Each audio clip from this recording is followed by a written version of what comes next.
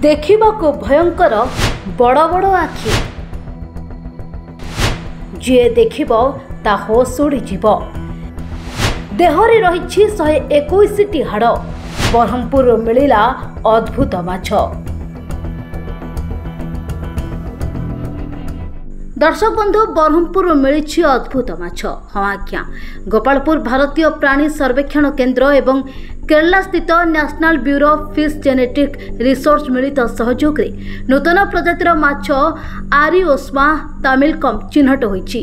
ए माछ को आरिओसाम वंशर एक नूतन कोचिया प्रजातिर तमिलनाडु एवं केरला उपकूल आविष्कार करा जाइछि। तेबे गोपालपुर भारतीय प्राणी सर्वेक्षण केन्द्रर वैज्ञानिक डॉक्टर अनिल महापात्र कहते ए नूतन माछर नाम आरिओस्मा तमिलकम नाम रखाଯାଇଛି कारण यह तमिलनाडु केरला उपकूल मिलिथिबारु तमिल भाषा को नहीं एहार नामकरण करा जाइछि।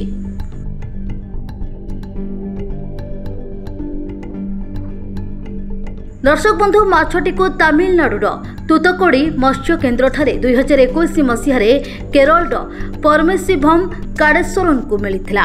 एही माछ को प्रथमे केरला स्थित national bureau of fish genetic research centre रे परीक्षा निरीक्षा करा जायथिला। परे ताहार अधिक तथ्य संग्रह पई गोपालपुर जेडएसआई को अणा जायथिला। एठारे वैज्ञानिक अनिल महापात्रंक समेत बड़ बड़ वैज्ञानिक माने परीक्षा निरीक्षा करथिले। परे एही माछटी माइटोकॉन्ड्रियल निज क्रम रे शतकड़ा 13.4 जेनेटिक भिन्नता रहिथिबारु याकु नूतन प्रजातिर माछ भाबे चिन्हट होइछि। एही माछर रंग दुई प्रकार। दर्शक बंधु माछटीर उपर अंशटी कला एवं तल अंशटी टिके कला फिका रहिछि। तेबे यह एक मेरुदंड प्राणी होइथिबारु मेरुदंड रे मोट 116 रु 121 खंड हाड़ रहिछि। यार लंबा 30 सेंटीमीटर रहिछि। ए माछ विषाक्त नुहे।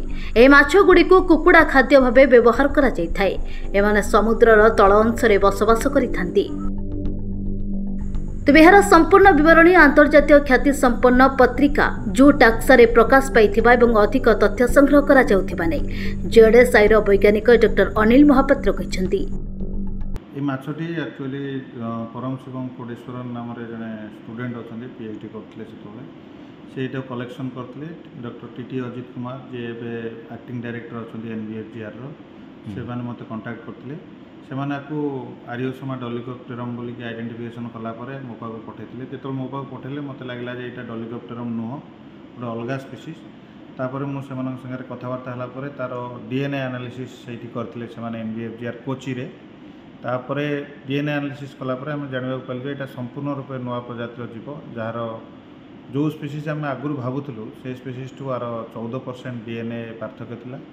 तापर आम आपको गोटे नूतन प्रजाति हिसाब से एस्टाब्लीश कलु यार नाम रखाई आरिओस्मा तमिलकम। ए माछ एक्चुअली धराई फास्ट 2021 तुतिकोड़ी फिशिंग हार्बर गोटे तमिलनाडु अच्छी तापर केरला भी किसी जगह धराई धराला जो आम परीक्षा निरीक्षा कर 2025 ही तार नुआ नाम दिखाई तमिलकम बोली। ए माछ तार जो पाखापाखि प्रजाति भटिब्रा जो कहते हाड़र संरचना अलग अच्छी तार दांत टिके अलग अच्छी आउ जो डीएनए कहते डीएनए रे पाखापाखि 14 ରୁ 15% डिफरेन्स अच्छी अन्य मानक सब क्लोजेस्ट अच्छी ताठू पाखापाखि 13% आणविक डिफरेन्स अच्छी। खाइबार उपयोगी ना यार ना एक्चुअली खाइबा तो उपयोगी किंतु मनीष मैंने पर्यंत उपयोग करना भारत में एवं एगुड़ाक सब पोल्ट्री फार्म को जाए जो कुकुड़ा फार्म को खाद्यपाई जाए एमाने भी कोचिया प्रजातिर गोटे गोटे भेराइटर कोचिया पाखापाखि आम भारत में 150 प्रजाति अधिक कोचिया अच्छा यहाँ भर गोटे नुआ प्रजाति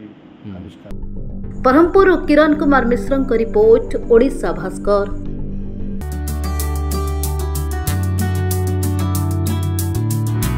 Nalanda Group of Institutions, empowering children since 2003.